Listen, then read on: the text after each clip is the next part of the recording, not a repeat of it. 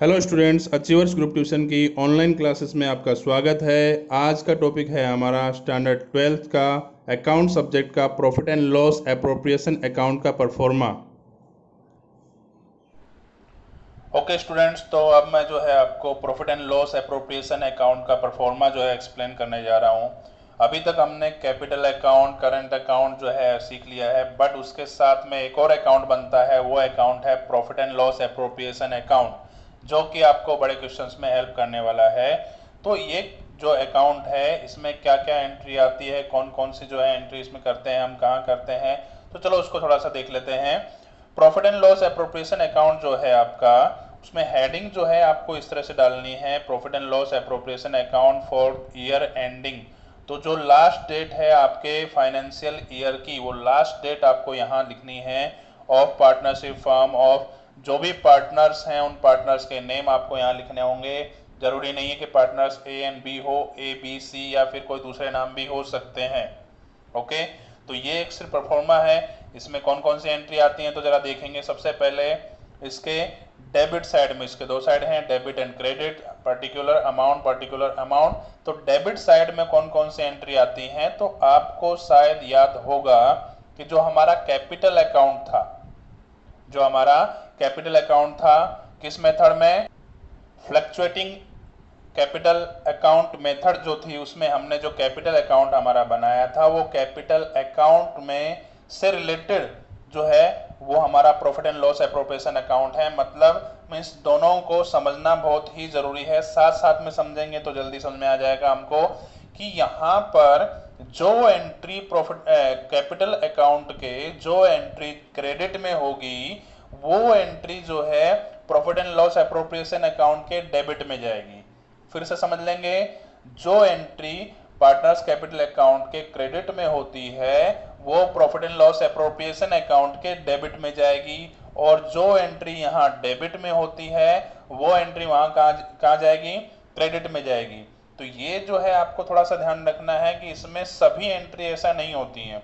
कौन कौन सी एंट्री छोड़ करके बाकी सब एंट्री के साथ ऐसा होता है, तो ओपनिंग कैपिटल जो होती है आपकी, ओपनिंग कैपिटल बैलेंस जो होता है, उसकी एक ही एंट्री करते हैं, सिंगल एंट्री करते हैं। मीन्स वो कहाँ आएगी, सिर्फ कैपिटल अकाउंट में आती है।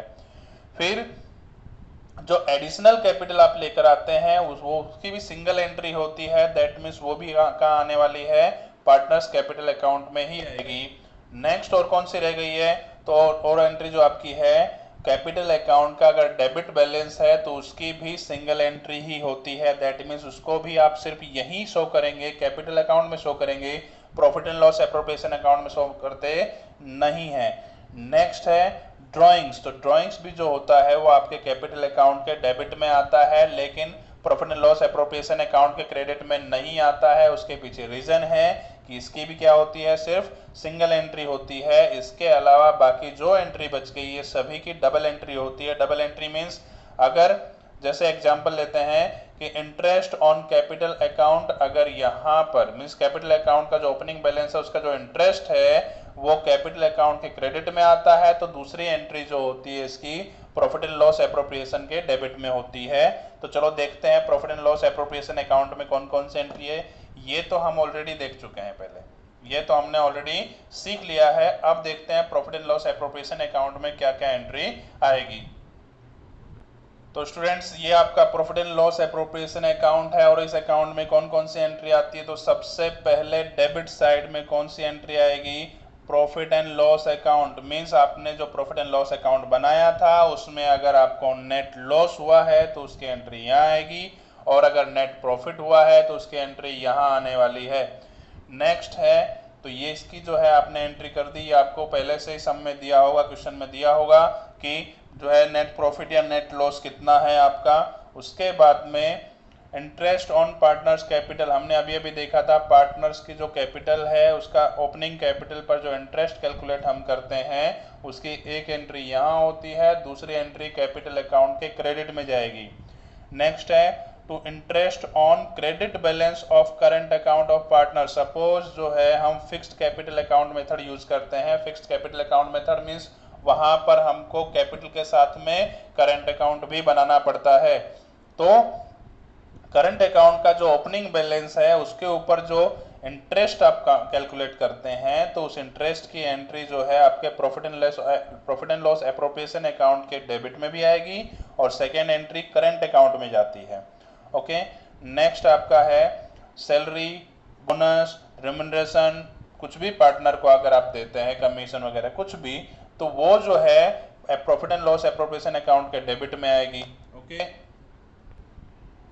ओके, नेक्स्ट है आपका कमीशन टू पार्टनर्स। पार्टनर्स को जो कमीशन दिया जाता है वो भी यहाँ पर profit and loss appropriation account के डेबिट साइड में आता है। नेक्स्ट है आपका जनरल रिजर्व। देखो ये जनरल रिजर्व जो है ये आपको क्वेश्चन में पहले से प्रोवाइड नहीं किया होता है, बल्कि आपको बोला गया होता है कि जो क्वेश्चन आपका है उसमें से आप रिलीफ फंड या जनरल रिजर्व जो है कितना आप यहाँ पर रखना है। आपको 10% जो भी प्रॉफिट आपको मिला है, जो भी डिविजिबल प्रॉफिट आपका आया है उसका 10% या 5% आपको जनरल अकाउंट में रखना है या रिलीफ फंड में रखना है, तो वो आप जो है यहाँ पर एंट्री कर देंगे, बट ये आपको पहले से प्रोवाइड नहीं किया होता है।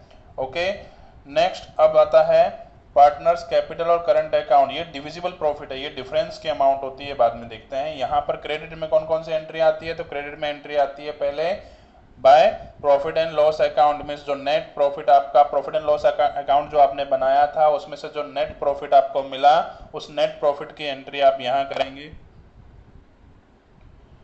नेक्स्ट आपका आता है bye interest on partners drawings. तो पार्टनर्स जो ड्राइंग्स करते हैं उस पर जो इंटरेस्ट कैलकुलेट हम करेंगे तो उसकी एक एंट्री जो है आपकी कहाँ रहेगी, profit and loss appropriation account के क्रेडिट में आती है। नेक्स्ट है bye interest on debit balance of current account of partner. Partners जो हैं आपके उनका जो करंट अकाउंट का डेबिट बैलेंस है उस पर जो आप इंटरेस्ट कैलकुलेट करते हैं तो उसकी एंट्री यहाँ आती है क्रेडिट में। और लास्ट में जो है आपका डिविजिबल लॉस। अब देखो डिफरेंस की अमाउंट देखना है आपको। एक्चुअली क्या है कि इसमें डेबिट साइड या क्रेडिट साइड कोई भी टोटल ज़्यादा हो सकता है, तो आपका डिफरेंस की अमाउंट अगर इस साइड आ रही है दैट मीन्स आपको हो रहा है डिविजिबल प्रॉफिट, मीन्स इस साइड क्रेडिट साइड का टोटल ज़्यादा है, डेबिट साइड का टोटल कम है, तो आप क्रेडिट में से डेबिट वाले को माइनस करेंगे, डिफरेंस की अमाउंट आप यहाँ शो करेंगे। तो ये आपका हो गया डिविजिबल प्रॉफिट। और इस डिविजिबल प्रॉफिट को जितने भी पार्टनर्स हैं उन पार्टनर्स में जो है आप प्रॉफिट एंड लॉस के रेशियो में आप डिस्ट्रीब्यूट कर देंगे। और अगर डिविजिबल लॉस आता है तो उसको भी सेम आप करने वाले हैं, जिसकी दूसरी एंट्री आपको कैपिटल या करंट अकाउंट में करनी होती है। ओके, तो आपको profit and loss appropriation account clear हो गया। आपको देखो बड़े क्वेश्चंस करने के लिए आपको profit and loss appropriation account, capital account, current account, इन सभी के एंट्री आपको याद होनी चाहिए, तो ही आप जो है बड़े क्वेश्चन इस चैप्टर के कर सकते हो। Okay students, profit and loss appropriation account का परफॉर्मा जो है हमने देख लिया कि किस कौन कौन सी एंट्री इसमें आती है। इसमें एक चीज का और आपको खास ध्यान रखना है, वो है आपका जनरल रिजर्व और रिलीफ फंड। जनरल रिजर्व और रिलीफ फंड जो होता है इसकी जो सेकेंड एंट्री होगी वो आपके कैपिटल अकाउंट में नहीं होगी या फिर करंट अकाउंट में नहीं होगी। इसका आपको खास ध्यान रखना है। उसके पीछे रीजन है कि ये जो एंट्री हैं वो आती हैं बैलेंस शीट में, मींस हम बैलेंस शीट बना नहीं रहे हैं इसको यहाँ पर, तो हमको सिर्फ इसकी एक ही एंट्री करनी है। अगर आपने बैलेंस शीट बनाई है तो आपको सेकेंड एंट्री बैलेंस शीट में करनी है, जो कि इस चैप्टर में नहीं नेक्स्ट चैप्टर में आपको करनी होगी। ओके, तो ये दोनों का आप खास ध्यान रखेंगे। जनरल रिजर्व और रिलीफ फंड की सेकेंड एंट्री जो होती है वो आपकी यहाँ पर नहीं आएगी, वो कहाँ आएगी, बैलेंस शीट में आएगी। एक एंट्री आपको profit and loss appropriation account में कर देनी है, सेकेंड एंट्री आपको बैलेंस शीट में करनी होती है, जो कि हम बना नहीं रहे हैं, इसलिए उसको आपको एक ही एंट्री करनी होगी।